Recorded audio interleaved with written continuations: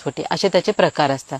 तर त्याच्यानुसार त्याची किंमत वाढत जाते. म्हणजे मग तुम्हाला साधारणपणे एकरी रोपांपासून खतं, खड्डे हे घेण्यापासून ते मजुरीपर्यंत हा एकरी तुम्हाला खर्च इन्व्हेस्टमेंट जाते ती 1 ते 1.5 लाखाच्या पटात जाते.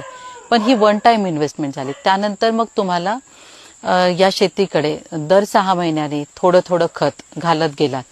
म्हणजे साधारणपणे 50,000चा आपण धरून चालू एकरी खताचा खर्च गेला. खत आणि पाणी दोन्ही म्हणते मी. खत, पाणी आणि मजूर ह्याचा जर खर्च तेवढा गेला तर त्याच्यानंतर मात्र मग जेव्हा बेड प्रॉपर तयार होतं तर मग मात्र तुम्हाला पाण्याचा खर्च कमी येतो, खताचा खर्च कमी येतो. इव्हन तुम्हाला म्हणजे आता हा 10 एकराच्या ह्याला मला एकच मजूर लागतो वर्षभरासाठी आणि ज्यावेळेस फक्त तोडणीची वेळ येते त्यावेळेस मात्र मग तोडणीचे मजूर लागतात. एवढा त्याचा कमी खर्च आहे. तर ही वन टाइम इन्व्हेस्टमेंट आहे. याच्यानंतर मात्र मग तुम्हाला 40 वर्षापर्यंत रिजनरेट होऊन किंवा रिग्रोथ होऊन बांबू स्वतः उत्पन्न देत राहत आहे. कोरडवाहू भागामध्ये जेव्हा ही लागवड करायची तर मुळात बांबूला अशी माती लागते की जिथे त्या पाण्याचा निचरा होणारी गरजेचं आहे.